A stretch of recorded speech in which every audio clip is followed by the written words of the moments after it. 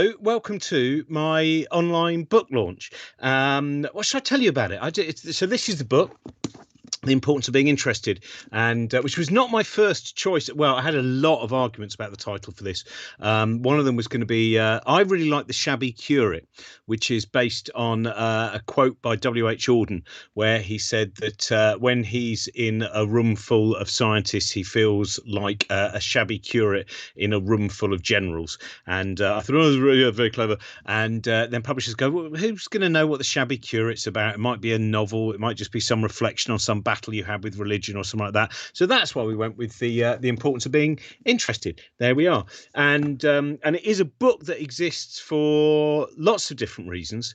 Got quite a nice review in the Independent today, so thank you very much to the person in the Independent who gave a nice review, and also said the things that I kind of want the book to be, which is a few people have said this. Elaine as well, who did, even though this is the online launch of the book, I actually did an online thing with the Inverness Book Festival the other day, and that was just that I want it to be approachable. I want as many people as possible to be able to feel that they can read it, and hopefully people who are already into science will enjoy some of the characters I meet and some of the ideas that I talk about, and people who are not sure whether they would like to really be into science will feel that they can come to it as well, because I think I'm not a clever enough person to alienate people with smart ideas, I think.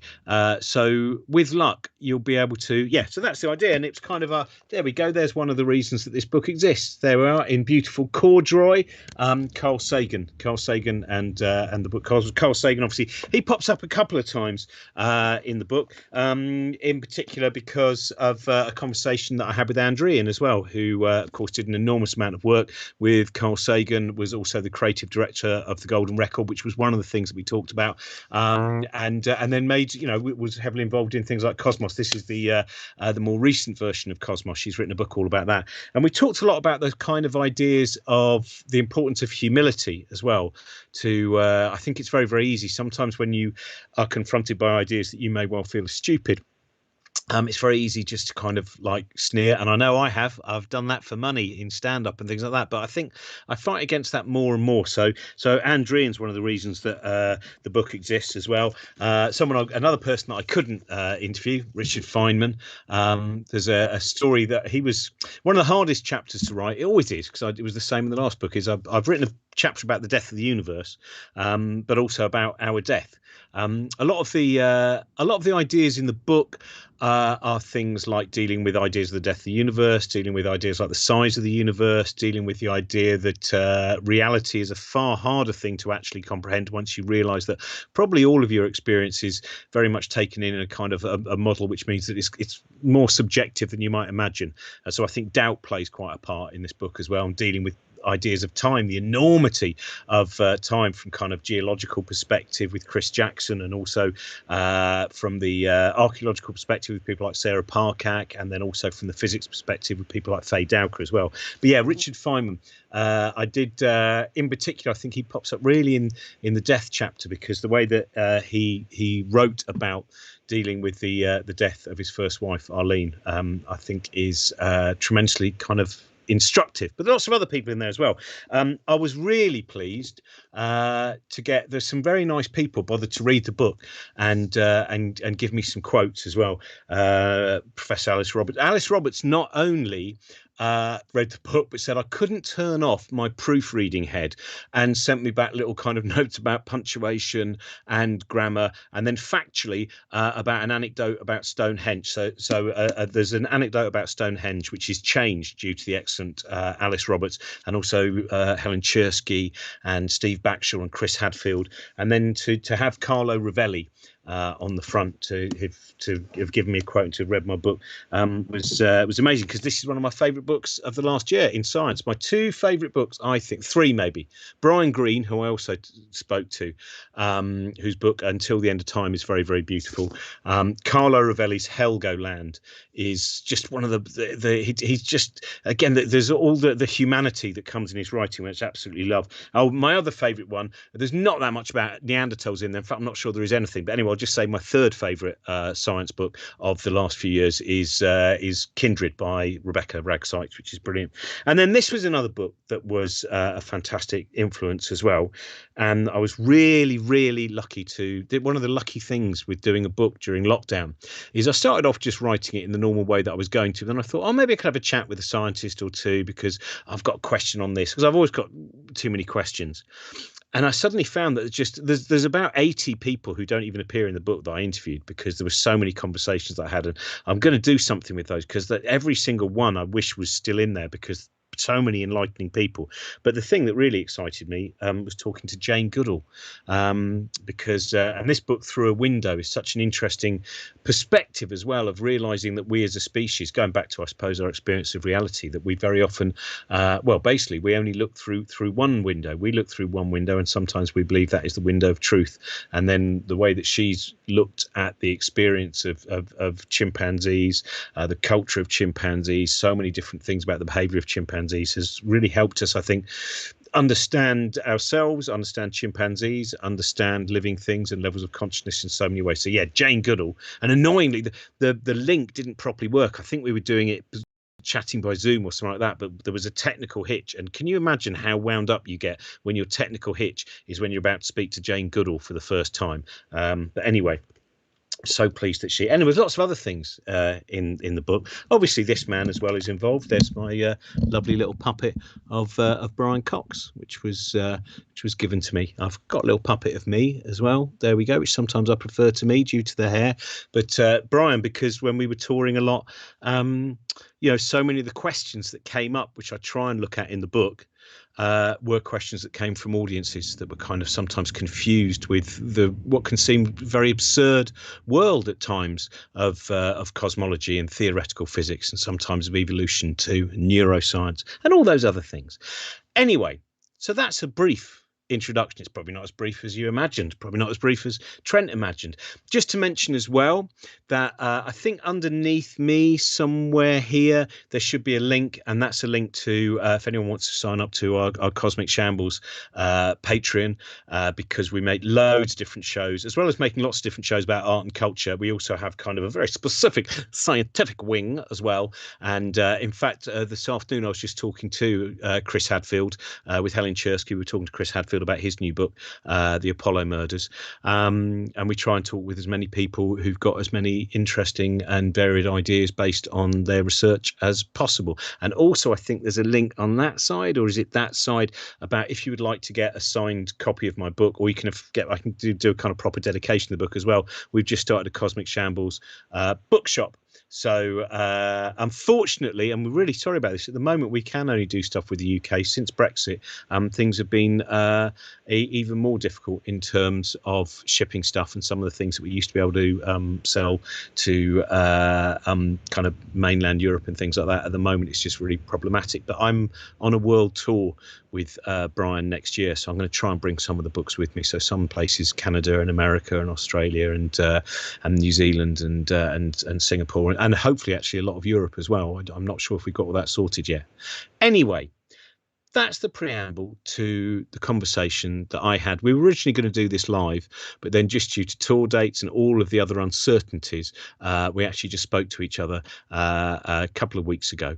Someone that I've always had just those kind of post-show drinks where you just sit there and you start drinking wine, and then you start to get questions on the nature of consciousness or the subatomic particles, which may well go to making everything that we see, and how something that appeared to be nothing ended up being basically a primordial atom that created everything that we can see and where we're going to. This man, Tim Minchin, is someone that this is kind of where we end up talking about a lot of things. And so I'm now going to introduce our conversation, the conversation I had with Tim. And then after that conversation, I'll pop back. And if anyone has got any particular questions that they would like to ask about the book or other things, then you can just pop them in the chat, or you can tweet them to us at Cosmic Shambles. Anyway, I really hope you enjoy this conversation with Tim. I think he'd read about the first 4 chapters, so we cover some of the ground there, but we also, as usual, go off on tangents. But here I am with Tim Minchin. Hello, Robin Ince. Hello, Tim Minchin. Are you putting out another book?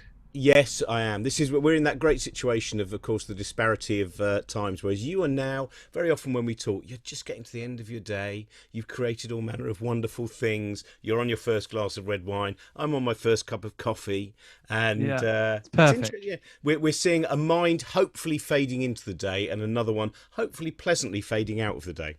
As long as they're both fading, that's Yeah, what's yeah. important. As As long as long they're as they're not at not the sharp. peak activity, the No worst one, activity of no all. one needs that. Um, you Yeah, sent me no, your I book. just wrote the. Oh yeah, have you got some kind of almost Yeah, solid you version of it? you sent me the book by PDF, which happens a lot. I'm very privileged to be sent things, but I am not capable of reading things on screens. I'm still absolutely analog with my reading, and I don't have a device that I've got a phone and a laptop. I don't. I don't like reading sitting up at my desk. That's not what my desk is for. So I got it printed out in A5 and bound, and then subsequently only read a third of it. Um, so I'm just putting that out there that I didn't get it read, but I'm really, really enjoying it, and it's got a real it gathers momentum in a really pleasing way that is like talking to this sort of acceleration of rhythm as you get on one, and I See really like it. that's a good thing to know because as I was saying to you before we started this, I've just been in the studio doing the talking book, and when you are that bizarre thing of constantly finding meaning because you're having to read 120 pages a day out loud, Yeah, you have no idea where each sentence is going. So because you've forgotten by now because it's long, yeah, of and course. then all you keep seeing is going, what on earth will the reader make of this madness? And Yeah, obviously, as you know, like one of the hardest things is adapting the way that you perform or the way that you speak, if that's yeah. what you do, into like a world image. Text. Because Trent, our And you can't producer, help but expect them to inherit your tone and inherit your rhythms, but they don't necessarily. In fact, even though I know you, reading this book is a different experience. Which I'll let you talk about, Trent, your producer, and then I'll speak a bit to the experience of reading it, knowing you, and what I think it would be like reading it, not knowing you.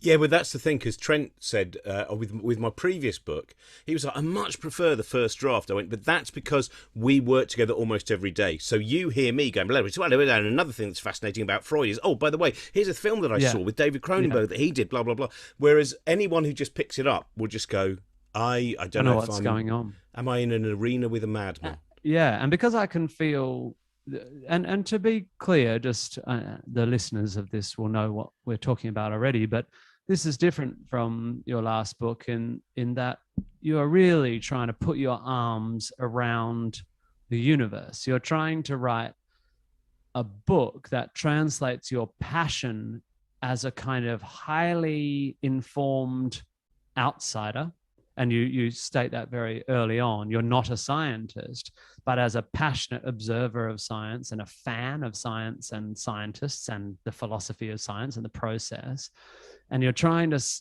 share some of that passion. And you're a rare person in that for someone, there aren't many people on the planet who are bigger fans, who have read more and tried to understand more. And you're trying to give that to us. And if you know you, you can try and read it in the cadence with which I know you speak. And it makes a certain sense, and you can read it and watch it turn corners. But I can feel in this book the editor's hand, and I think it's a very, very deft hand, adept hand, because it is making sure that if you don't know your cadence and don't understand that the way your mind works is a sort of explorer rambling through the bramble of information, like noticing things out the corner of his eye. If you don't know you, it still sits really happily, and you still get the sense of someone who is rambling, that is like who is wandering along, talking about, trying to draw connections between the dots of his knowledge. But I also love that despite unlike talking to you, which can be quite shambolic and hard to keep up with because of how many ideas you have, the way this book is divided into chapters is incredibly clear.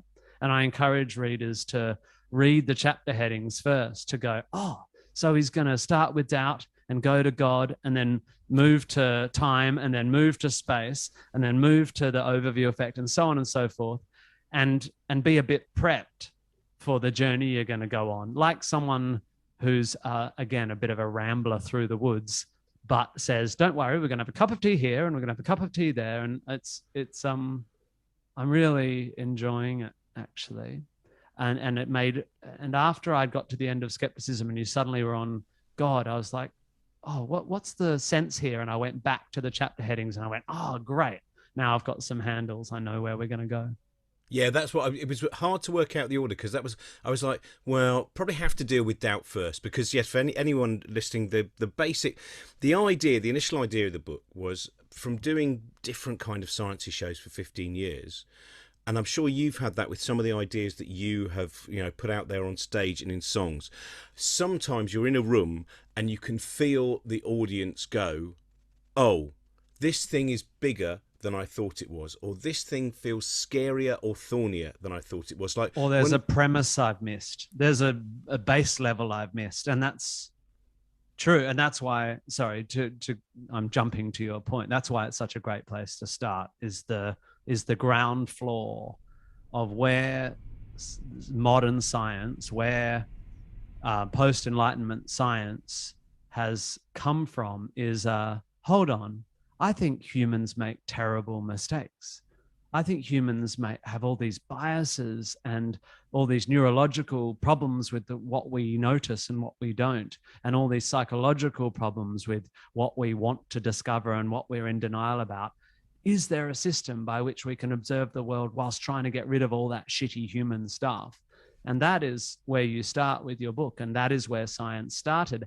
And that is where you started in your love of science. You started with skepticism, with that sort of like, well, ghosts aren't real and Jesus probably wasn't magic. What's that? Where does that thinking lead you? And of course, where that thinking led us is the stars, is knowing the composition of a fucking neutron star, Well, that was why quite early on I quote at the beginning, I think on the last tour that I did with Brian, there was he quoted John Updike, where he says that astronomy has replaced religion. The terrors are fewer, but the comforts are nil.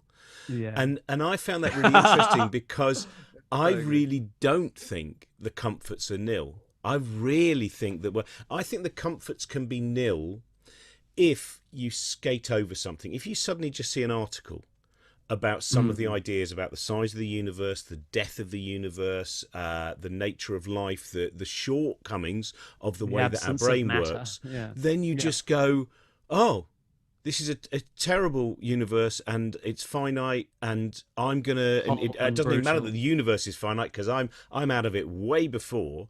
And it can seem very bleak. And I think once you start engaging with it, and that's part of the reason for the book as well, is a bit like with Monkey Cage and things like that. What I hope is that at each chapter, people will go, oh, that person sounds interesting. I'm going to read their book. I mean, that every chapter is a starting point to go off into that subject if you get engaged with it enough. Yeah. But I think that thing where, first of all, I don't think the comforts are nil. And then the other thing that I was going to mention was, I remember at the end of the show that we did, you might remember this because you saw it in Sydney, there was a bit where Brian says this thing where he goes, the laws of the laws that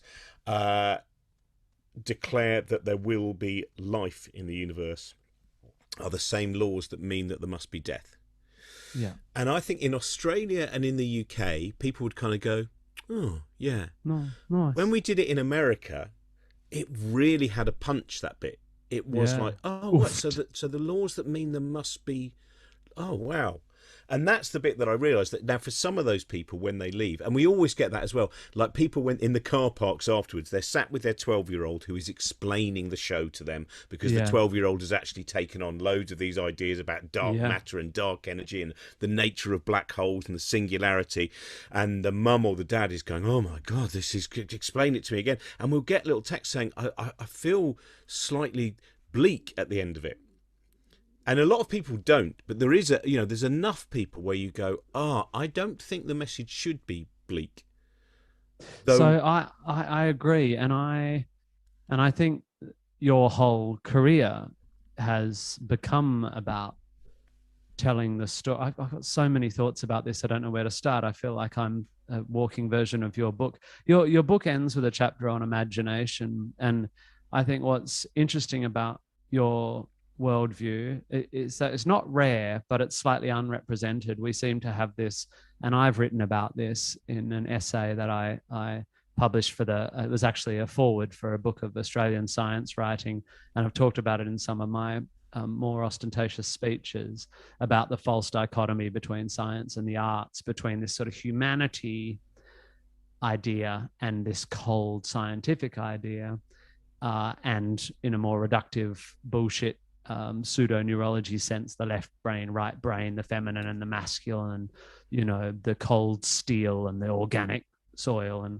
and it's all bullshit, of course, and yet you're like you're a master of trying to tell the story of science using the colors of the art, the tools of the artist, comedy and narrative and eccentricity and performance. And I try and do the same, although I get a little distracted. But I think back to your sort of musings on people's feeling that science offers cold comfort. I've thought that maybe there's a wiring thing. Brian, and you and I have talked about cosmic vertigo. I can't remember who coined the phrase, but this cosmic vertigo we've talked about before on one of these things. I think it describes this feeling that people get when they sit and meditate on or have explained to them, really sit and think about the distance between the earth and the sun, and then the distance between the sun and the outer matter in our solar system, and then the distance between our solar system and the next one, and then the size of the galaxy, and then the 200 billion stars or whatever it is these days in the Milky Way, and then the trillion galaxies and when you really sit in that and get your head around the things that you discuss in chapters 3 and 4 of this book, the length of time and the distance of space, you can feel, people tend to feel one of two things. One is euphoria and the other is despair. And the despair is what whoever coined it described as cosmic vertigo, this feeling of like, whoa, I don't like that.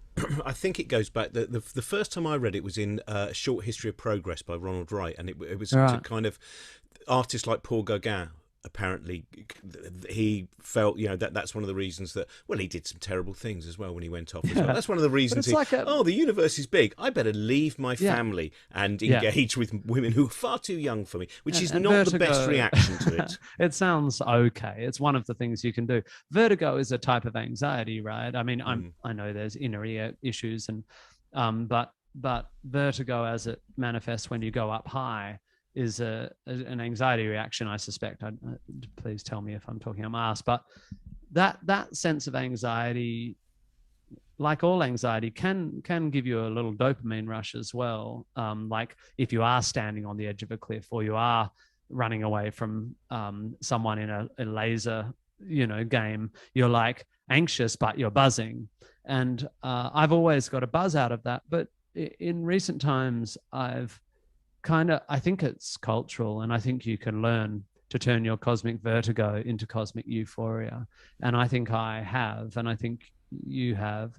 I think the bleakness that the truth sometimes seems to offer us is mitigated or sort of alchemized into the opposite, into incredible optimism and appreciation for the beauty of the thing by increased knowledge, which gets back to what you were saying. The more you know, the more what seems cold and bleak actually just makes your heart rate go up and makes you go, wow, what a fucking gift. What an amazing thing. And actually, for all his curmudgeonly personality and sometimes misjudged, you know,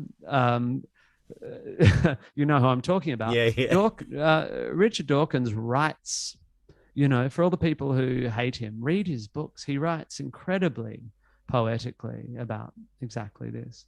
Well, The Blind Watchmaker was one of the things that 30 years ago, whatever, that I read that kind of got me back into thinking, oh yeah, I was disenchanted by science in secondary school education, and then somewhere in my 20s I kind of realised. But that thing about the amount of knowledge, because I think that's some scientists, like we did a show a while ago which was about the end of the universe. It was kind of partly based around Katie Mack's excellent book, The End of Everything. And to have Brian Greene and Katie Mack and Brian Cox going, oh yeah, and another way the universe can end is the Big Rip. And they seem really excited. And then you realise that they're not excited by great news, everyone. The universe is not only going to end, but for trillions of years possibly, it's going to be very boring and nothing's going to happen in it. It's not that. It's just the excitement of going, oh my goodness, we have brains and minds that have meant we can work out our possible futures. And that is the thing that I find really, when I was talking to like Carlos Frank, who, I don't know if have you ever met Carlos? No, I haven't. No, he's such a great guy. He's so fascinating. He sounds amazing. This mix of, I think, to be you know, half Jewish, half Catholic, German, brought up in Mexico, means that first of all you have a lot of different cultural signifiers and different attachments to different stories that give you this fantastic kind of this variety of visions. And he is such an interesting guy for as I talk about the fact that I had never realized, having known him for a while, that when I heard him one day saying, I don't allow God into the laboratory, I went, that's probably the metaphorical God that he's talking. And then I spoke to him and went, no, I do believe in God. And I found it quite amazing that first of all he could do that thing of saying, God, you wait here, no, we don't need you for the equations. And he has this beautiful idea of, he goes, basically, I think God went on holiday, he set up the laws of physics, then he went off and he's not been here for 14 billion years, which, you know, which is just a day off for him. I mean, I mean, that's the thing, is God does experience time very differently, obviously, to all other creatures in the universe. It's just a long weekend. He's coming back soon. Yeah, it's just such a fascinating way that he finds of, one, having this incredible comprehension of the possibilities of cold dark matter, but at the same time saying, how can I illustrate it with this painting by Magritte? And that, you know, going back to what you were saying about that thing where we find these kind of divisions, and we find these ways where you go, well, art does this and science does this, and then you realise that no, that all of them are part. When you really engage, the moment that you start engaging, whatever the system is, you're trying to find some sense of structure and meaning. And either you get to that point where you go, I'm happy to accept that there is no complete answer and I'm going to keep moving around in that world, or you have that reaction which is, this is much more difficult than I'd imagined, so therefore I'm going to shut that down. I'm going to say the earth is flat. I'm going to have a political dogma. I'm going to go with Stalinism or fascism or whatever it might be. I'm going to have a complete set of rules. And that seems to be one of that point of breaking through and going, I'm going to find a way of being contented with doubt. Yeah. Because I think when you mentioned anxiety, that's the thing that I find. I sometimes wonder if the reason that I don't have it doesn't terrify me and doesn't give me a huge amount of existential anxiety, some of these grand cosmological ideas, is because I've kept all my existential anxiety very much at human size. So I'm so anxious about the world so much of the time on this scale that it's actually a blessed relief, rather than go, oh, the universe is so big. I go, oh, the universe is so big. That's a relief. Yeah. I think that's absolutely true. And I think when I say it's, you can educate yourself into that state, which I think you expressed that in the book, that you kind of got there. I think you can choose to pursue knowledge and start to train yourself to understand that the pursuit of knowledge itself is meaning enough, right? And I think this is where science and the arts and this false binary breaks down, is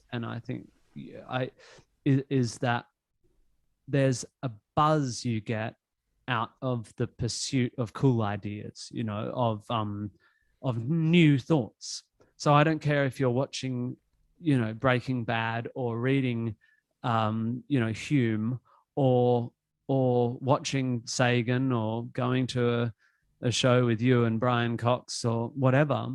What stimulates us, if we allow ourselves or have the privilege of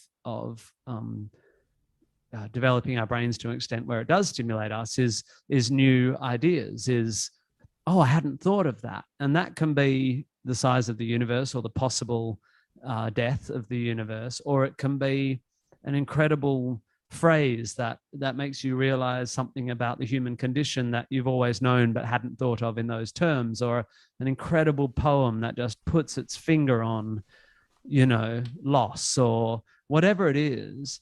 I think a lot of people are trained by, you know, sometimes being indoctrinated into religions and stuff, but any doctrine, whether it's sort of, I don't know, extreme conservatism, or you know, psychotherapy or Scientology, or anything, I think it can make you have an anxiety reaction to being introduced to an idea that challenges your set of rules. So I'm just holding a mirror up to what you've already said here.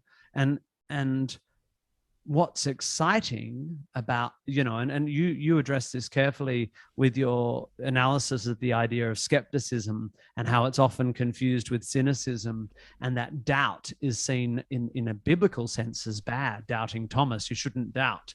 But doubt is the source of the greatest moments of your life, because doubt allows you to say, maybe I don't know it all. Maybe there's something else to learn. Maybe that person at that dinner party, even though they're annoying me, will have something to say that will spark a line of thought that will change my view of the world. So doubt allows you, doubt and skepticism and an acknowledgement that you're actually not there yet, allows you to get these dopamine hits, the buzz of learning.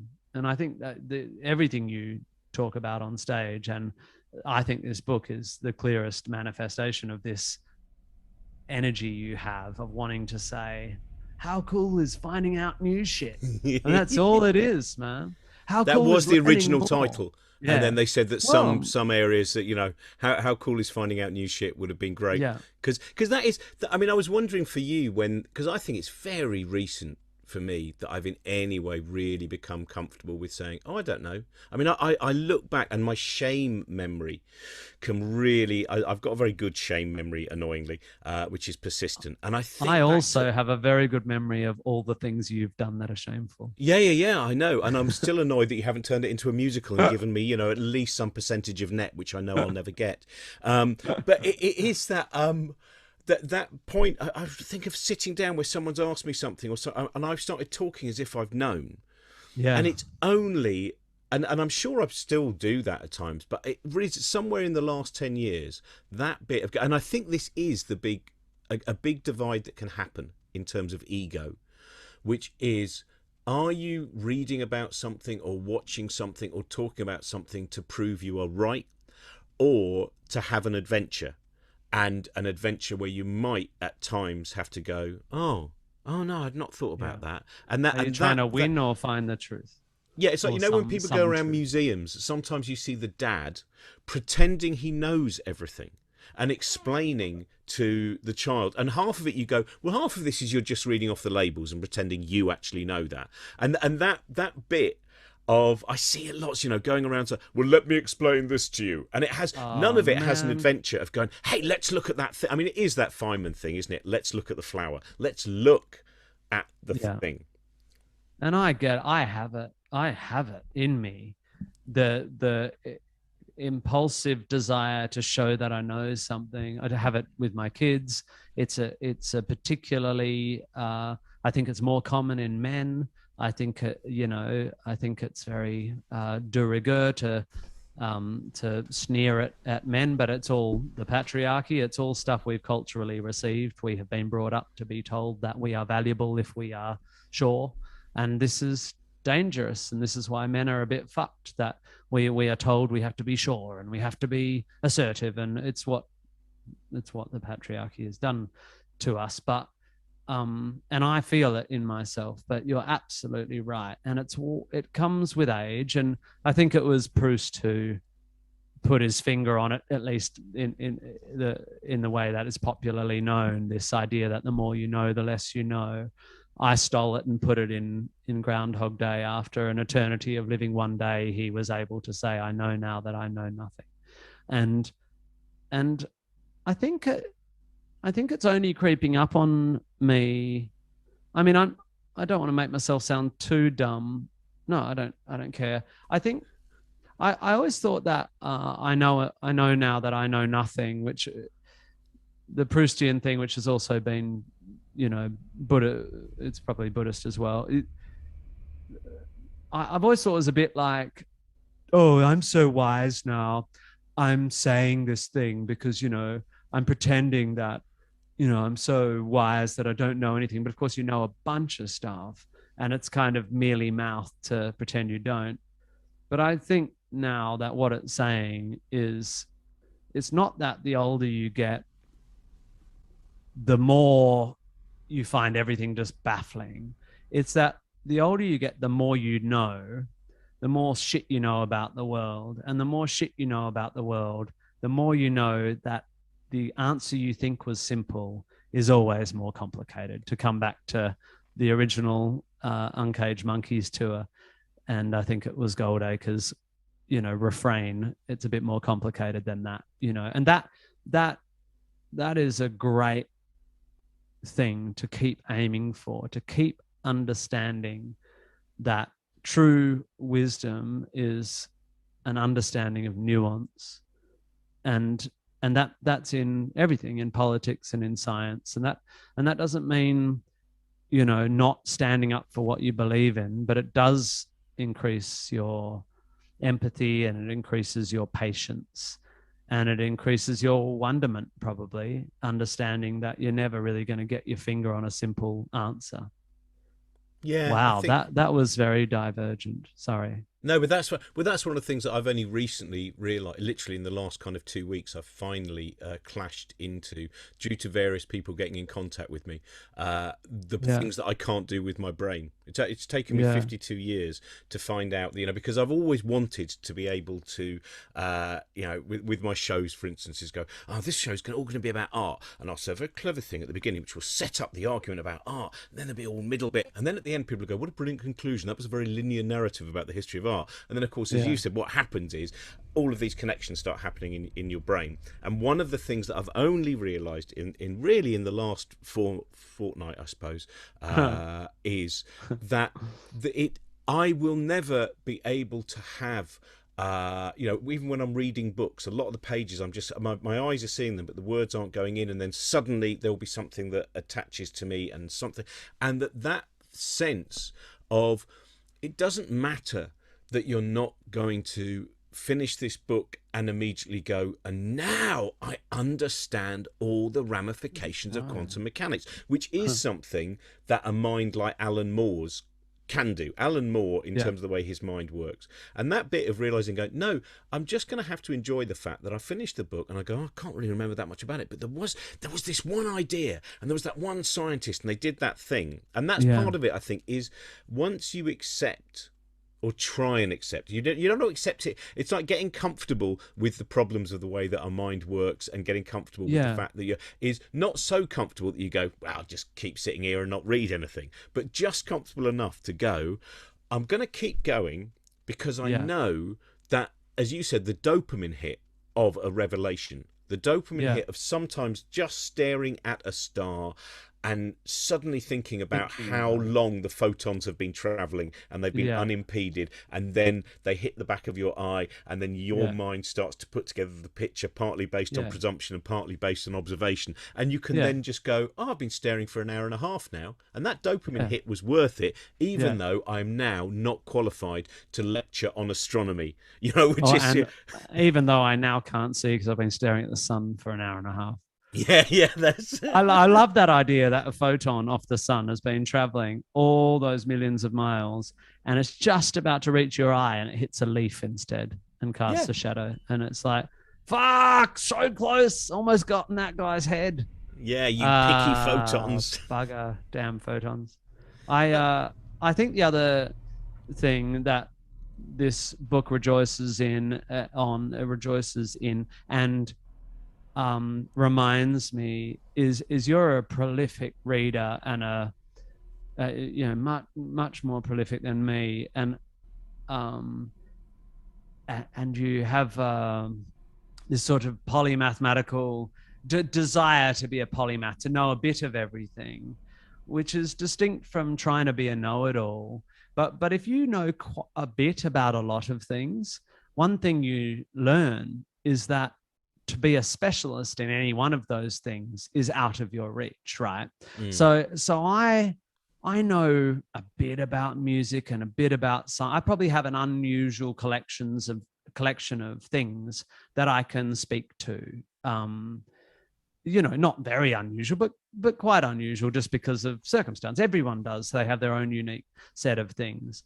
But because I love learning new things and know a little bit, just to come back to this, the more you know, the less you know thing, is it allows you to get a glimpse of what it would take to go all the way. And that means, just to be a little bit political for a minute, when a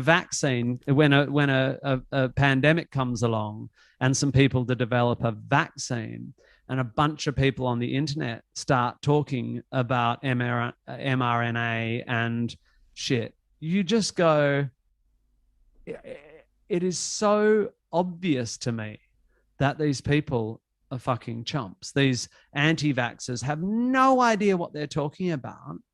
But prior to trying to gather evidence for their pre-existing, conspiracy theory, they hadn't done much work in this area. They hadn't read a lot of books on, not just biology or immunology or virology, but on science in general. They hadn't done the work to realize that when approaching a problem like this, if you don't really know what a double-blind experiment is, you don't know what data collection entails, you don't know what p-hacking is or cherry picking, you don't know what confirmation bias is, you haven't even got, to come back to your very first chapter, you haven't got the basic set of tools to understand how little you understand in this sort of Dunning-Kruger effect thing. And so they are very, that sense that I've learned some stuff and therefore I know it, I think, is mitigated by knowledge. Because when I learn something new, I go, oh, I've just had a little sniff of something, but I'm going to need years to get that. So I'm going to leave this to the experts. The experts say, get the vaccine. I'm going to get the vaccine and shut the fuck up. So I think that's something that being like you, being a polymath, probably gives you real insight into what it would be to be a math in a singular direction, and humbles you in that way, even though you're a super smart dude. Because there is that moment, isn't there, sometimes when you've been reading about something or studying something and you go to a bar or whatever and you meet up with your friends, you go, I've been reading this amazing thing, right? And it's basically about the fact that DNA, the way that it divides and then slowly as it comes out, you can just hear, you understand this in your brain, but you do not yet have a level of because I think there's like different levels of understanding. You have that first bit, which is just confusion with an idea. Then you have that beautiful thing, which I love the fact I've heard lots of people talk about, both the lectures of Faye Dowker, who's brilliant at Imperial, and also people who used to go and see Richard Feynman, and they would say about the fact that you would watch the lecture and you would go, oh wow, and then you leave the lecture theatre and you go, oh, it's still in that room. It's not come with me. There was a moment. I remember reading. See, I'm way behind. I'm nowhere near quantum physics. I really struggle. I'm not even sure you need to worry about it. You know what? It's like no, with Helen I don't Chersky. even believe the people who understand it. I've realised there are some things which seem so exotic that you keep returning to them, and then you go, yeah, do you know what? I really do think this is best in a Philip K. Dick novel. This is a beautiful and wonderful thing, but I should probably be concentrating on some of the other ideas of cosmology and biology. Yeah, I love that thing. Have you ever watched? You... I was going to say, have you ever watched the Mark Everett film, Mark Everett of Eels, where he? Oh no. Well, you know that his father was Hugh Everett III, who came up basically with many worlds, Right. and he went over to Copenhagen and met Niels Bohr, and everyone just said, you're talking rubbish, and it shocked his father so much and upset Hold on, him can we just stop and get you to tell me the Bohr pun that you have in your book? I want to make this very clear that it's the only pun in the book. So out of 110,000 words, there's only 3 which are a pun. But I was talking with such a good pun. But David Baddiel became very interested in quantum mechanics, and he wrote a play because he started to worry. God's Dice, yeah, because he started to worry that because he wasn't able to understand the mathematics, was understanding quantum mechanics, and indeed even the scientists themselves, was it actually a faith position, like a religious faith position? Yeah, and that led to me coming up with the pun that the fear of bore again Christianity. Which, of course, when I did the talking book, I realised you have to go, let me just spell that out, because this is works on the page. Yeah. Anyway, you were talking about Bohr. You were talking about Everett. Yeah, so Mark Everett's dad, came up with this many worlds theory. It was shot down, and then he kind of just detached himself. And just went and worked as a scientist in business. Didn't have a close relationship with his son Mark, and Eels are one of my favourite bands as well. And then, in fact, if you've never read it, Stories to Tell Your Grandchildren is an incredible book by Mark Everett about loss and about life and about keeping going. It's very, very beautifully written. But he made this movie where he thought, I never really knew my dad. We never really talked. There was very little physical contact. And so after his dad died, he went off and he made a movie where he went, I want to find out what my dad's work means. And there's this beautiful bit in the movie where he goes and visits this scientist who basically shows him the double slit experiment, the experiment where it appears a particle is on a path and then just goes off in a couple of directions and then returns to be itself. There's just this bit where he goes, whoa, man, that just doesn't make sense. That is amazing. You've blown my mind. And the scientist goes, yeah, that's what we try and do. And I love this bit because he's so excited. He goes, my mind's blown. Yeah, that's what we're doing here. We're blowing minds. Yeah, we're blowing minds. And I love it. And those moments, again, are also those moments that shoot down all of those tired but persistent images of scientific thinking being so different to all other human thinking that most of us have, that whole method of just kind of going, right, I'm going to the laboratory to work out a thing, that there's this, that when you see, as you know as well, that a flamboyant passion which sometimes is far greater than when I've sometimes seen artists being interviewed. And partly I suppose because you can to some extent explain some of your method, even if you can't necessarily explain inspiration and those other flashes that you might get. But yeah, I love those things when you just suddenly see that excitement, which says this. Yeah. And I think that's been. I remember doing it. I can't remember. I was playing some radio telescope or other somewhere up in the north of England. And afterwards, someone came up to me and they went, "Oh, I'm really glad I came to your show because I've been working on this thing for 10 years, and every now and again I forget why I ever started going into science. It's taking so long." So I think what both of us sometimes do is we're cutting out the bureaucracy, the failed experiments, and we're just going, "Hey guys, we found out some amazing stuff." And I can imagine, because I remember Dara O'Brien saying to me once, he said, yeah, there are going to be people who will one day come up to you and go, thanks very much for saying science was exciting. 30 years of failure. Yeah. And I was wrong all along. Yeah. I think that, and it would be a fair criticism or at least analysis to say that people like you and I romanticize science, but we're not. And you know, sometimes I come across, and it's very worth understanding, that science is flawed hugely because it's done by people and because it's financed often by institutions or that have vested interests. And there is, as Goldacre has gone on to really tackle, there is no obligation for people to publish negative studies, which renders so much science fraudulent just by virtue of the fact that the negative studies aren't published on the way to some positive study. And there's all sorts of subconscious data hacking that happens. But you can have in your head that science has as a process, has massive flaws, without losing touch with the idea that science as a philosophy, the base idea, to come back to one of the things I said very much earlier, the base idea is to try and learn to quantify our universe, to learn as much about it empirically as we possibly can, whilst as much as possible getting rid of the filters which damage our ability to see the truth. And so you have this, I have a slightly, it's not romanticized, but I still feel romantic about the mission without having to be rose-colored about how it's enacted.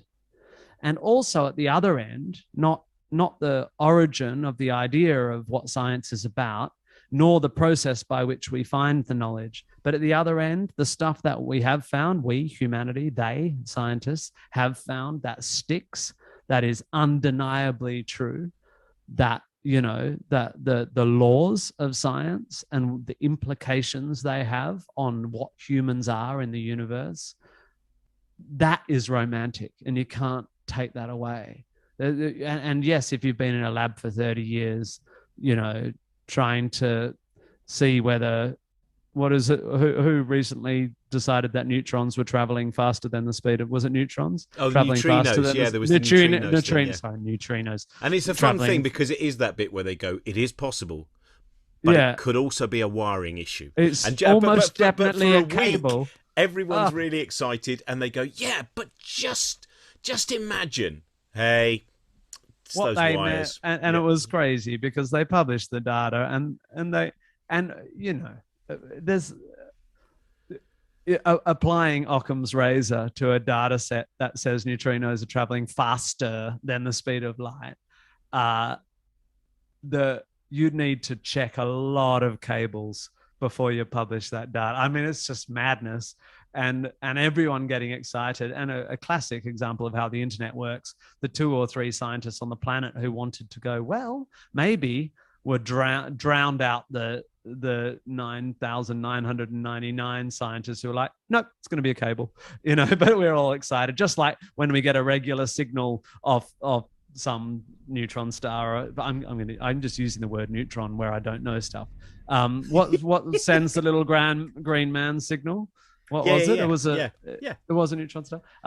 You know, we get a regular signal from outer space, and the loud voices say it could be an alien, and 9,999 scientists go, nah, probably not. It's not going to be. But an alien. I think quite a lot of them do go. It's that great thing, isn't it, about with both the voices in your head.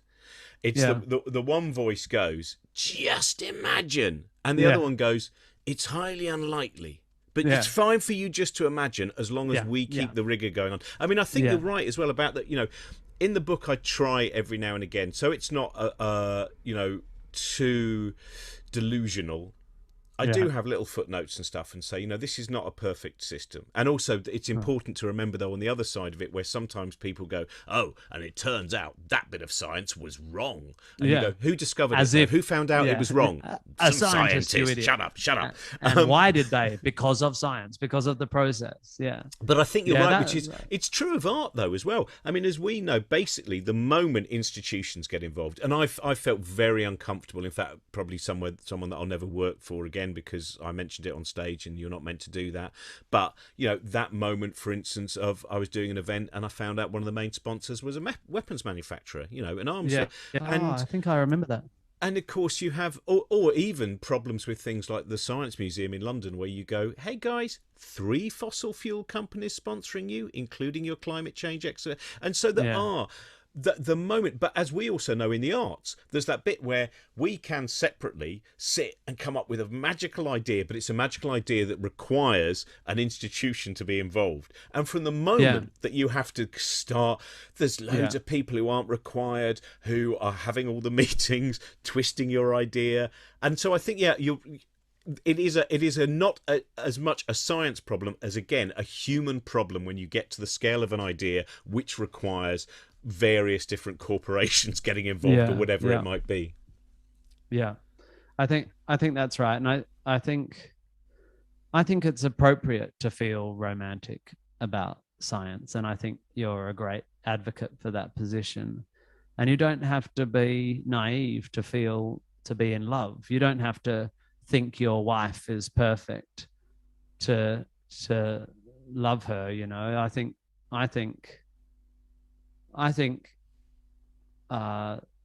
the people who communicate the joy of science, people like you and all the many incredible science communicators like Katie Mack or, you know, Cox, or I think it's such an important part of it, because the world needs people to not just be lectured by the people who have found out the stuff.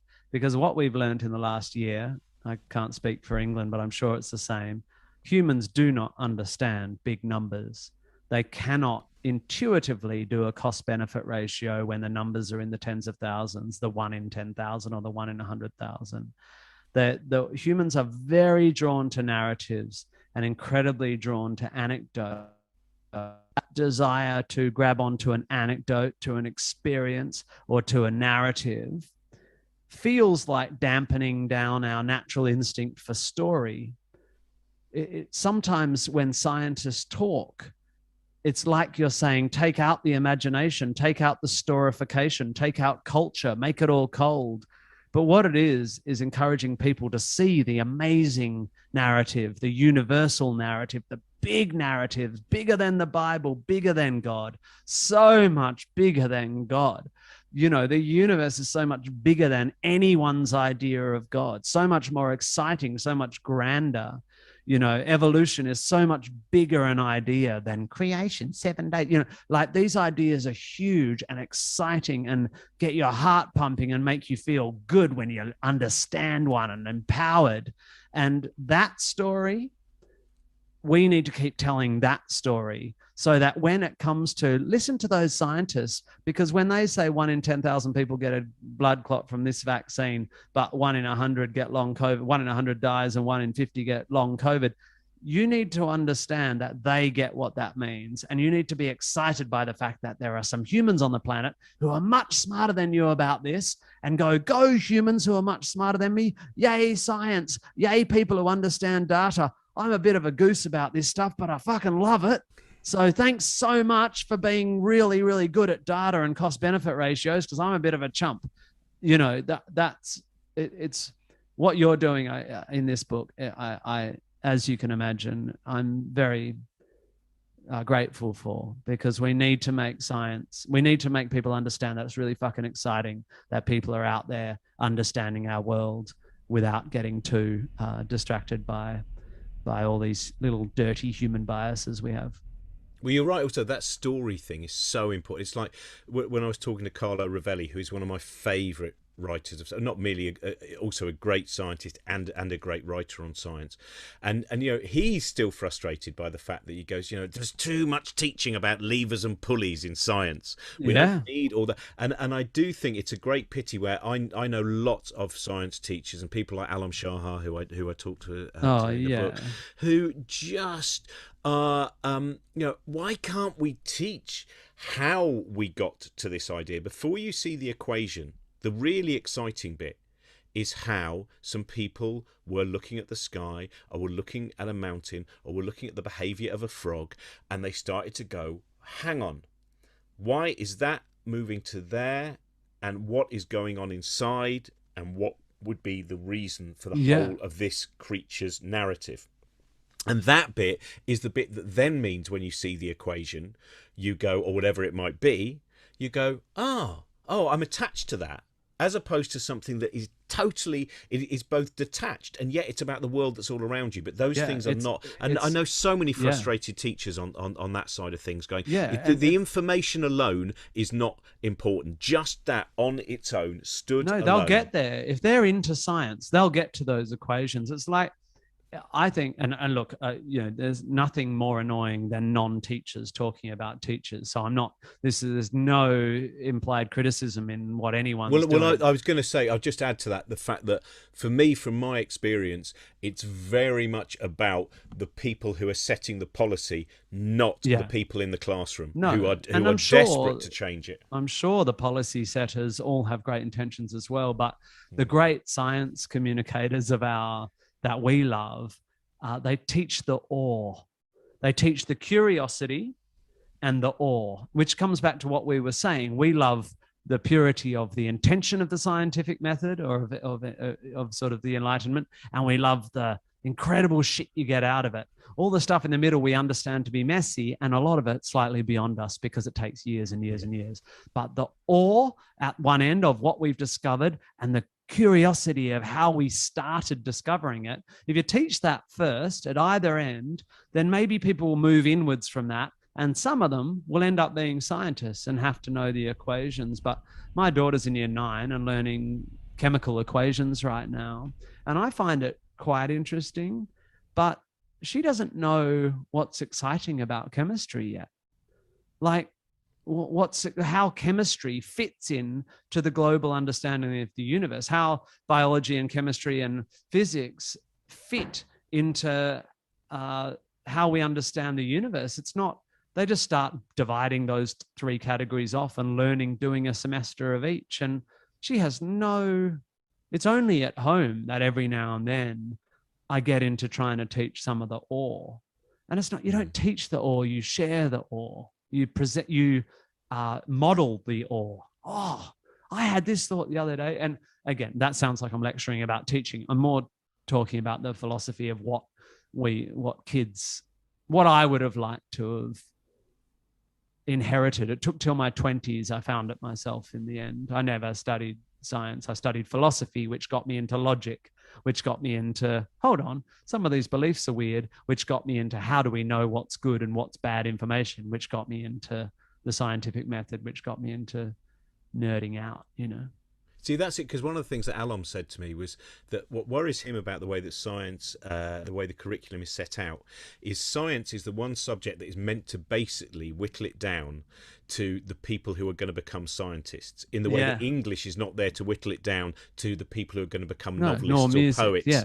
And he feels almost there should be a separate curriculum as well, which is basically saying this isn't for people who are necessarily going to go and work at a radio telescope, whatever it might be. This is just for people who want to know the stories of it. Well, across all education. Again, that's our function, isn't it? Yeah, that's right. And again, no implied criticism, but wouldn't it be great if the main thing kids got out of secondary education or school is a love of learning and excitement about what the buzz you can get out of acquiring knowledge. And I'm absolutely sure that is where all of our origin stories of loving learning come from school and from some teacher or some moment. And a lot of it is just the kids' fault. They're incurious little shits. But because when you're young, it's not as easy to be excited about learning. There's a lot going on for you, And I'm sure you could show me data that shows, actually, you know what? Chemistry, teaching awe, it doesn't work. What you're trying to do is exploit the plasticity of teenage brains to take in as many kind of forms of thinking as possible, and later they'll get the awe. And if you showed me those experiments, which the data might be there, then I'd go, yep, don't have a clue what I'm fucking talking about. But sometimes when I watch my kids getting educated, I'm like, oh, you hate this subject. My daughter hates science. And my daughter's a dick, so it's probably her own bloody fault. But but I wish, it breaks my heart, you know, but she won't. I know she won't hate science. And I say that, I'm like, you won't hate science. You might hate science for the whole of high school. You might never study it, but you will not hate science.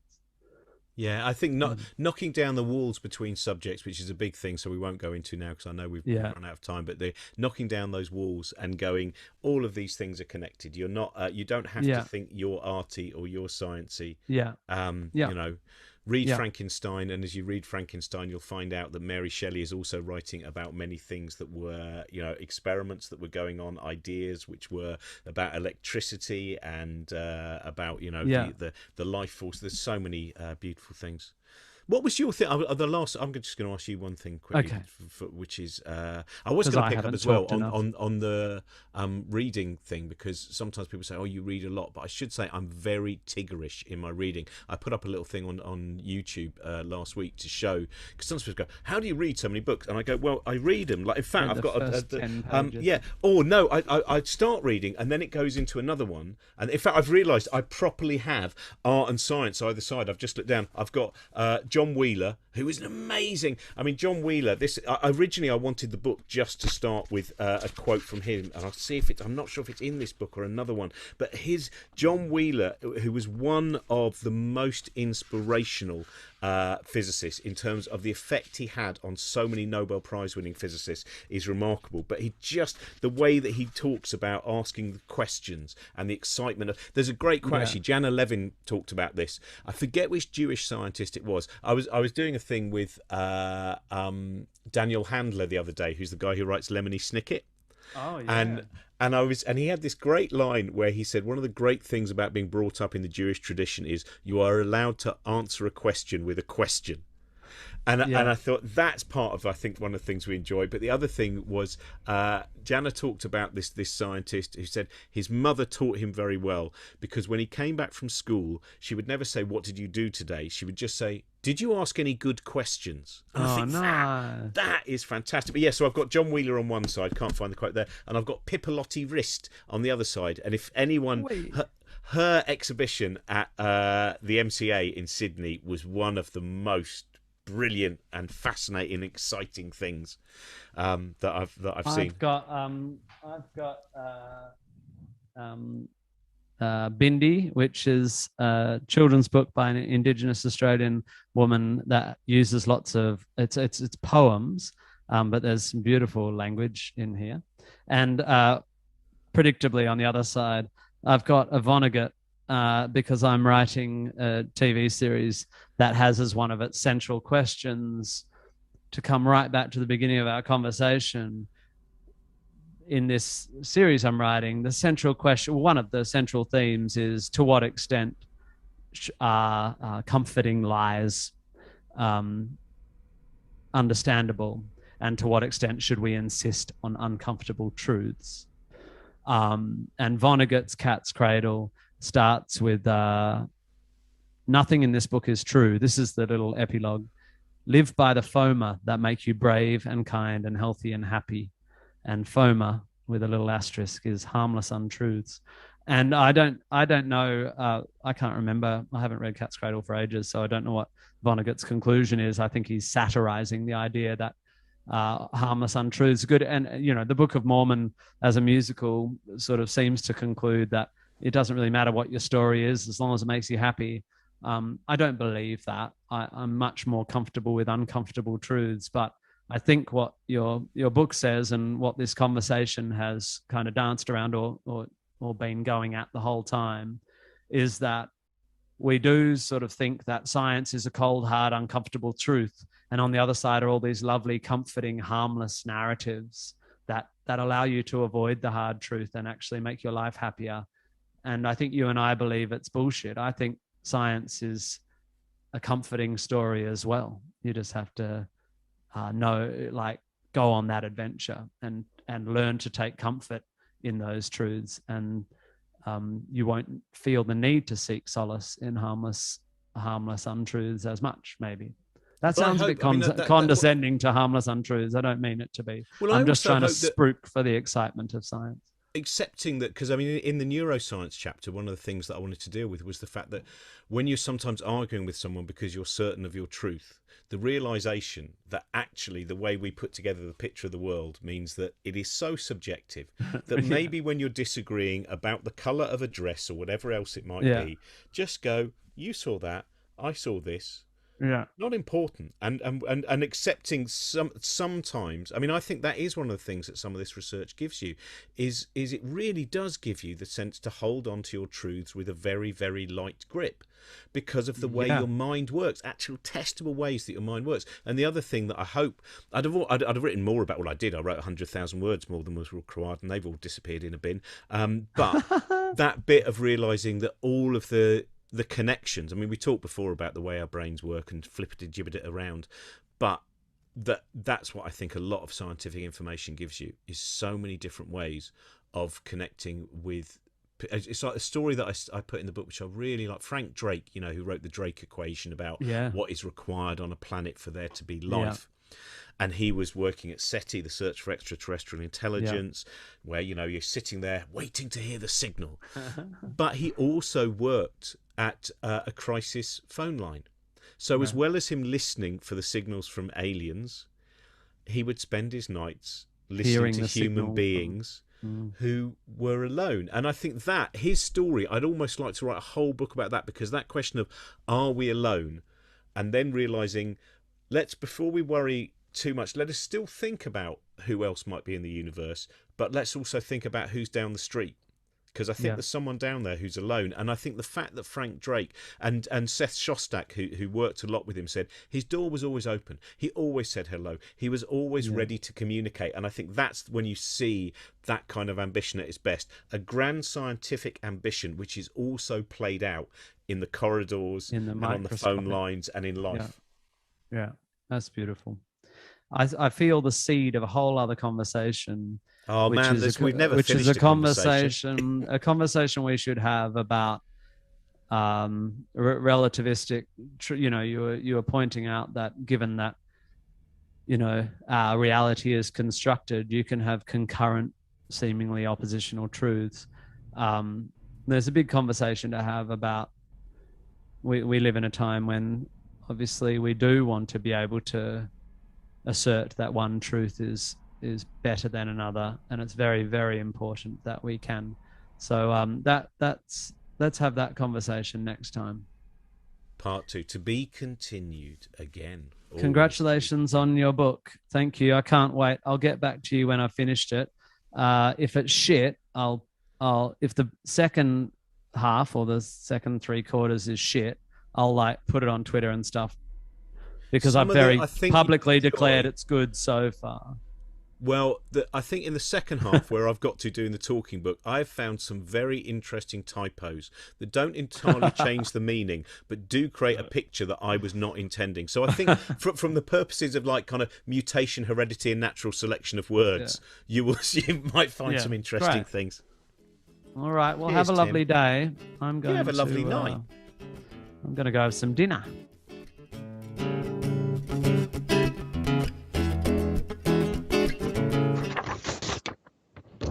This has been really useful because it's given me time. I haven't had a chance before to get out my my Tim Minchin poster and actually properly unfold it from the album. It's lovely. I bet you've all got that album already, probably, haven't you? It's there we go. If you've not, there's Tim's album, which is great. It was just when it reminded me of like one of the things when Tim was still living in the UK. For those of you who've heard his Pope song, I remember we were playing a gig in a converted Edwardian public toilet, which is still there. It's called Ginglick. It's in Shepherd's Bush, and we were doing this wonderful gig called Karaoke Circus, done by Martin White and Danielle Ward. And he took me aside and he said, look, I've written this song and I've recorded it, but I don't think I can ever play it live. And so with it, probably then, I don't know what it was on, but some kind of like, it almost felt like an old Sony Walkman is what I see in my head, but it probably wasn't. And I put in the headphones and the Pope song began. I listened to the whole Pope song. I went, I reckon you can probably do that live. He went, oh, I just don't know. And then we were doing a gig, or I was doing a gig, one of those gigs where I mixed up scientists and comedians and stuff at the Bloomsbury Theatre. I said, well, look, why not come along in a couple of weeks' time and just see what it's like playing it live on stage? And it was amazing, just because he played it. It was very popular that night, and then within about 6 months, he was playing it in arenas. I'm sure you all know the Pope song. If you don't, look it up after this, but I'm sure you all know it. And then one of the ones that I remember in particular was we did a tour about 2011. Brian Cox, me, Ben Goldacre, Alice Roberts came along for some of them as well, and Spoken Nerd, and Tim came along and did the Manchester gig. And I think we'd probably be more careful now, but on that night, even though I don't think we'd noticed the children in the audience, he sang the Pope song. And then we got a message from a teacher from a Catholic school who'd brought all his class, and he said, I thought it was really great and I really enjoyed it all, but I just hope none of that leaks out, because there's going to be a lot of trouble if it turns out that I've taken the whole of year 10 to a show where Tim Minchin sang the Pope song. Anyway, I've had lots of questions from you as well. Still, my favourite is when we did the gig for the libel reform. I've talked about it so many times, I probably won't talk about it again. But just how much people love Tim's feet. So, some questions that I've had in, and some more are going to be sent to me, I know, by Trent. There's first one. Alanu wants to know, apart from Richard Feynman, is there anyone else you wish you could have interviewed for the book but couldn't for any reason? And because you said Richard Feynman, I suppose, I mean, there was the only person that I never got a reply from. It was incredible, actually. Of all the people that I asked, the only person who I never heard back was David Cronenberg. And if I'm honest, I didn't really need to interview David Cronenberg, but I quite like the idea of interviewing, certain artists like, Brian Eno's in the book, and Alan Moore and Neil Gaiman and various others. And I just quite like the idea of talking about biology with David Cronenberg, because The Fly is one of my favourite films of all time. But I was thinking, because of the Richard Feynman thing, I mean, well, someone actually I would have loved to have interviewed is his sister Joan Feynman, because I think Joan Feynman's work with the Aurora Borealis is such magnificent and exciting work, and I find it very, very beautiful that both of them in their own ways were pioneers. And there's an interview from not that long ago with Joan Feynman, who is unfortunately no longer with us now, but with Chris Sykes, which is really, really good. So I would love to have interviewed her. I would love to, in fact, that here we are. Yeah. The last quote in the book, I think it's almost the last words. Vera Rubin, who studied galaxy rotation, and actually, the last words are actually Doris Lessing. We are all creatures of the stars. But somewhere here, sorry for this, because I've not marked the book out or anything like that. But yes, somewhere. There's Ursula K. Le Guin. Yeah, I'd love to have interviewed her. By the way, she's there's such a fantastic. I've been listening to a talking book of some of her essays, and they're really beautifully read. They're not read by her, but the person who does it so brilliantly. Yeah. So Ursula K. There's probably everyone that I've put in quotes from. That might be it. There's a picture of by Magritte there as well that was mentioned by my friend Carlos Frank. I don't want to come up, but Vera Rubin. I would love to have Vera Rubin. The way that she talked about the magnificence of the stars. Here we are. Actually, it is. Yes, she's after Doris Lessing. By about the age of 12, I would prefer to stay up and watch the stars than go to sleep. I started learning. I started going to the library and reading, but it was initially just watching the stars from my bedroom that I really did. There was just nothing as interesting in my life as watching the stars every night. And I'm not like some great astronomer, and I'm really rubbish on knowing what's what in the sky, but I also think, hopefully some of that is kind of explained in the book as well, which is, I think some people get worried that they have to know everything and they have to have all the information, and that if they try and connect in any way and someone then goes, oh well, which actual, what constellation is that? Go, I don't know, I'm just looking at the beauty of the stars. You must be an idiot then. And those ththings aren't required. When I was in Larne, I was doing the Larne Weekend Festival on Saturday night. I had a few drinks with various people. Some lovely people there, and Stuart Lee I hadn't seen for a while. And we were having a few drinks, and I had just enough drinks that when I started to walk home at about 1:30 a.m. and I just looked at it was a really, really clear night, and it was one of those ones where you really start to get a sense of looking into the Milky Way. And and I didn't know what was what, but that didn't matter. That connection with the stars was and that kind of sense of just the photons of light. They make contact with you, they've made contact with nothing else on their journey of light hours, light days, light months, light years. So yeah, Vera Rubin, Octavia Butler, because I was reading quite a lot of Octavia Butler, and I think would have had something very, very interesting to say. I've just been reading Parable of the Sower again, which is great. Eugene Murray would be another one who wrote Soul of the White Ant and Soul of the Ape. So yeah, there's lots of people. When my time machine works, when I refute, Brian Cox telling me that I can't go back into. In fact, I did pick up a book the other day from the Occult Book Society, 1936, called Practical Time Travel. So if I manage to get it to work, then I'll tell you about it last week.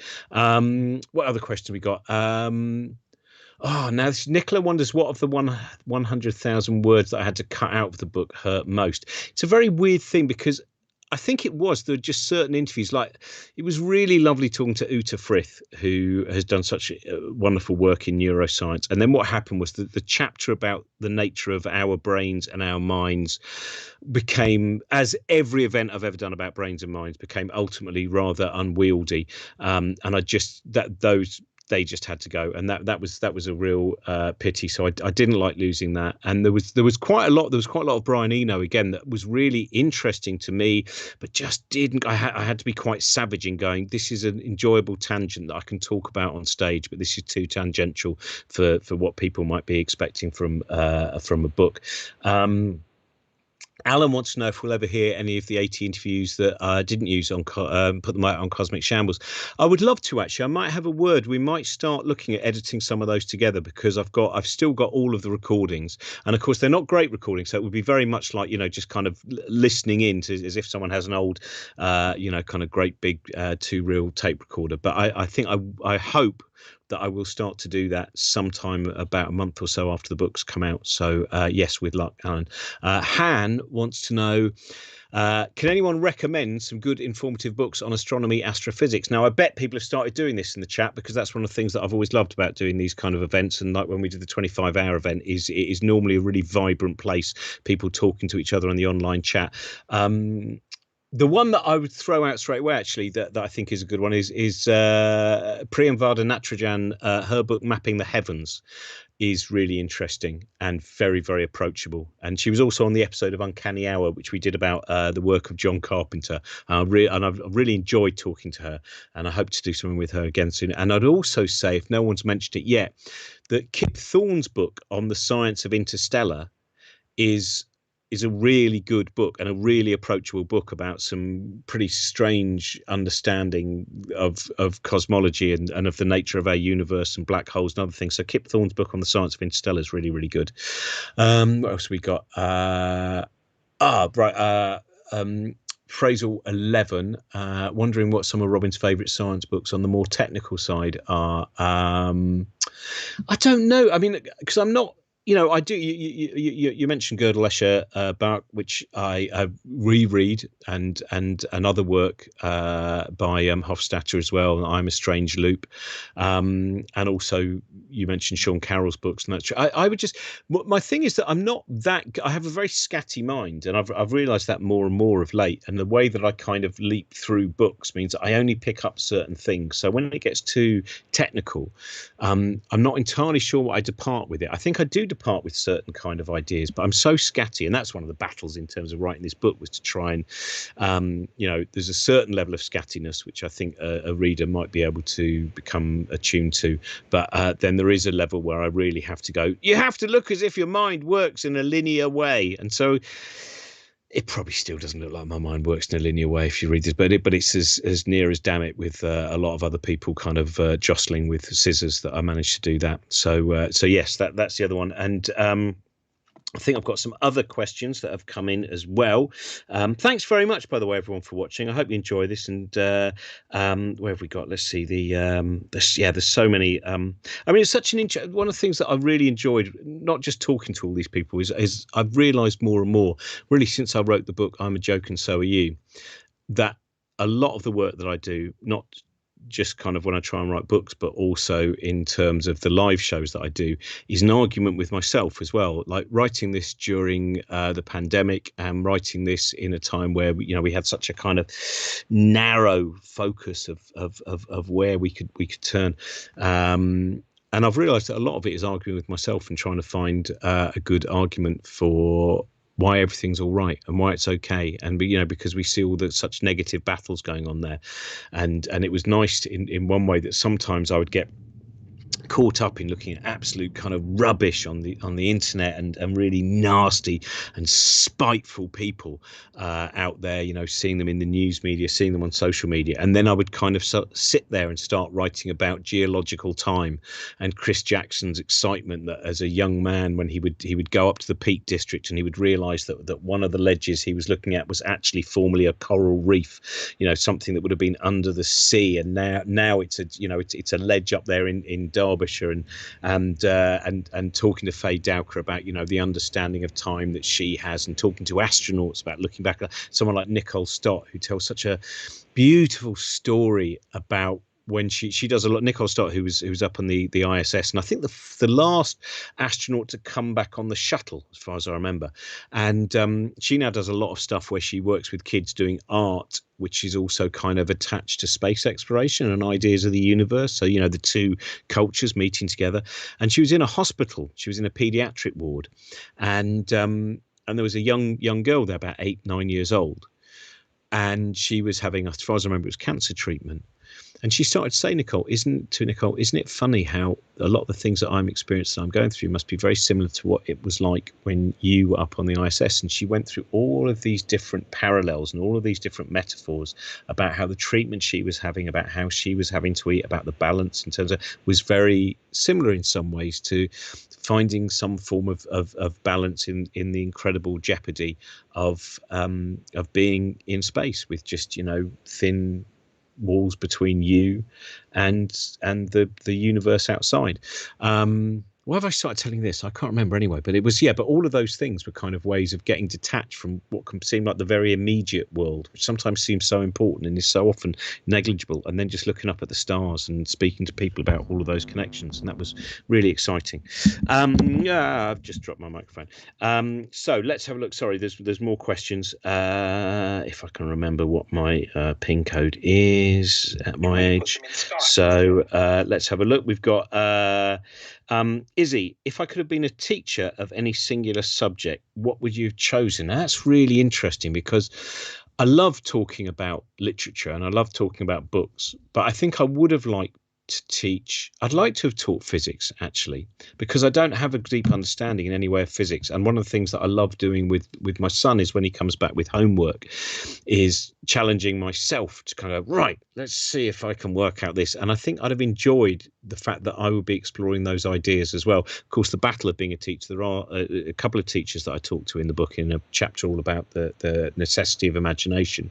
And I know that they have such a battle to say, we need to have in the curriculum play and fun and all of those things that people forget about science, which is that science has a lot of play, and it has play, but then obviously you have to get to that point where you go, I've played enough with this idea, now I have to find a way of interrogating this idea to find out just how true it is. But yeah, I think something like that would have been, I would love to have had that adventure. There's a John Otway, the famous now 2-hit wonder, John Otway. You may know him best from his single in, was it 1978, Call Baby It's Really Free. And John Otway, who also wrote a beautiful song about snowflakes as well, and he used to talk about how he would always do his daughter's science homework. He would say, it's fine, you can leave it if you want, I'm going to do it. And then he would get so excited when she came back home to find out what marks he'd got that particular night. Don would like to know, if you could get everyone in the world to understand one thing, what would it be? It's going to sound, I mean, the trouble is that so many things that I think are beautiful and important can also sound somehow banal or trite, but I really do think it is about the incredible fragility of the earth, and just this kind of, this thin layer of atmosphere.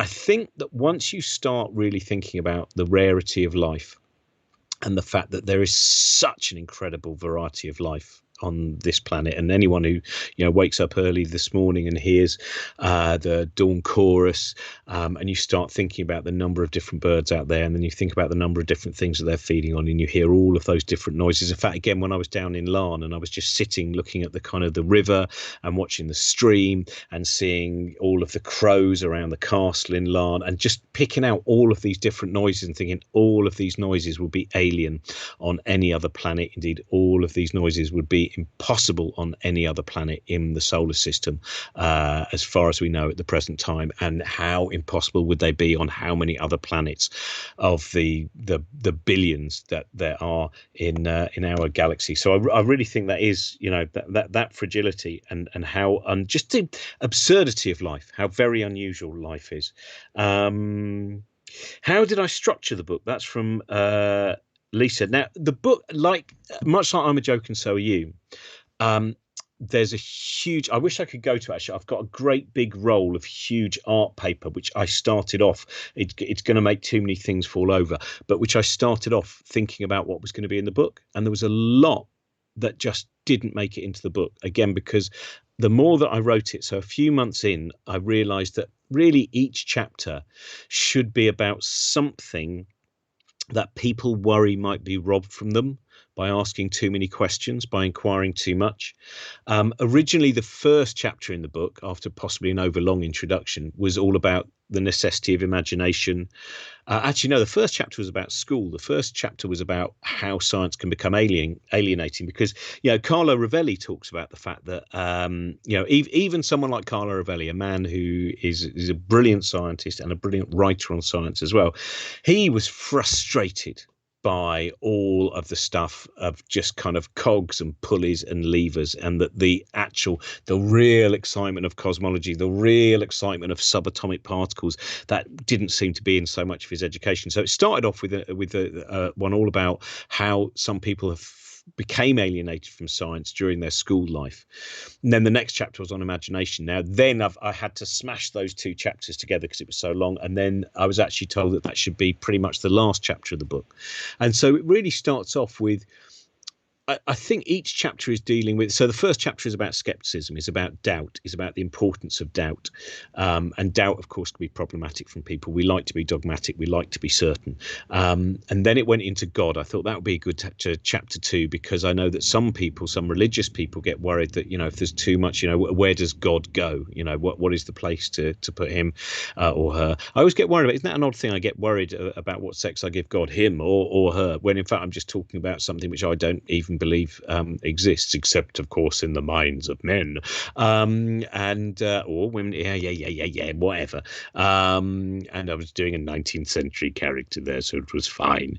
But yeah, so I did a chapter all about different, because someone like Jocelyn Bell Burnell, who many people believe should have won the Nobel Prize for discovery of pulsars, she wrote a very interesting book about being a Quaker and also a scientist, and she's very interesting on the subject, and a very kind of, you wonder what exactly is the kind of the God that she sees, and she's never allowed it to get in the way of her science. She always says that her religious belief had to make room for the science. It never went the other way. The science never had to make room for the religious belief. And Carlos Frenk as well, who's does incredible work in terms of researching ideas of cold dark matter, and Carlos, I'd never realized he has religion, he has God, but his God is, he says that basically he thinks God started the universe and then went on holiday. And I said there's a lot of people, I think, who are heavily religious, who would not be satisfied with a God who just started the universe and then said, out to lunch, I'll be out to lunch for at least the next 13.8 billion years.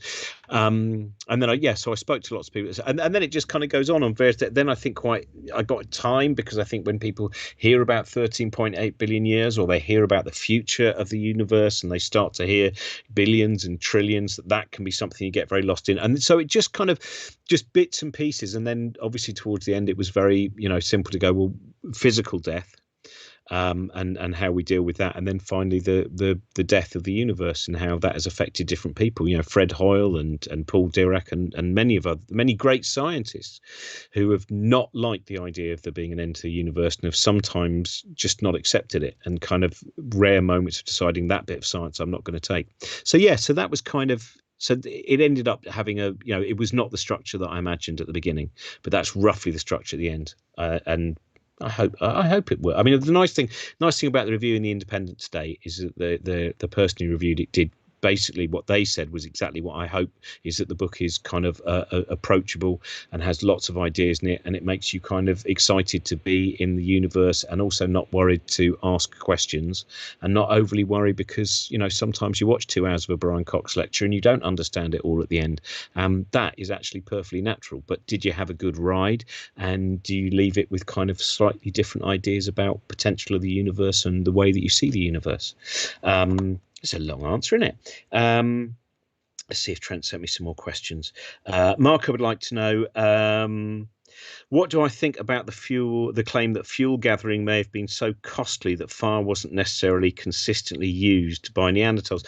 I can't answer that at all. Do you know what? I've not really contemplated that. I'm sure that Rebecca Ragg-Sykes will have a good answer for you. So she's Le Moustier on Twitter. But I've not. I mean, I'm always fascinated by that use of fire and how much. Was it Richard?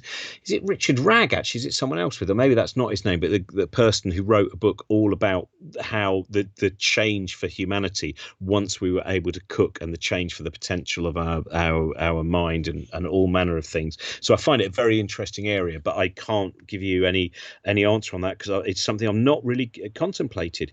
Next one is Lisa would like to know. I've done that one. I think. Oh, you've not sent me any more. Oh, there we go. I've done them all then. Oh, right. Brilliant. Thank you. Thanks very much for joining us. There's going to be quite soon, by the way. Don't forget this. Our Chris Hadfield interview is going to be up before long.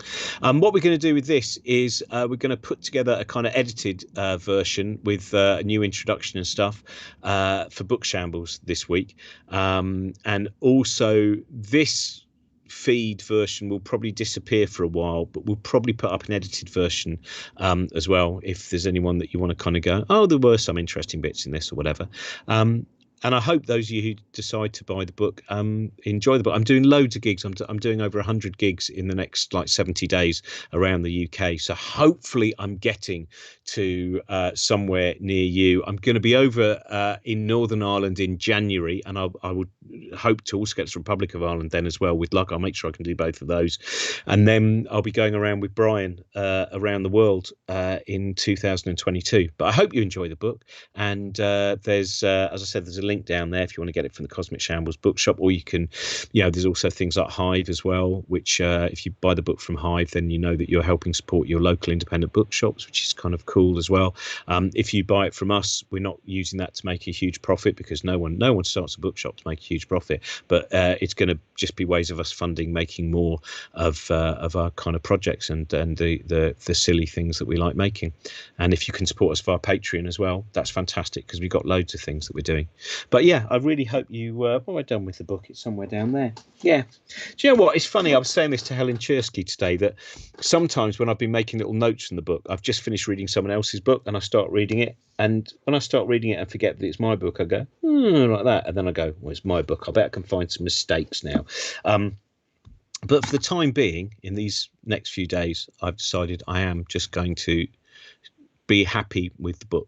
And I hope that the initial reactions I've had from people, as I said, I hope it's doing what I hoped, which is I hope it's a happy book about sometimes some very strange things in the universe. Have lovely weeks, and I hope to see you again, or maybe I'll see you on the 100 Bookshop tour as well. Thank you very much to producer Trent Burton. Night night.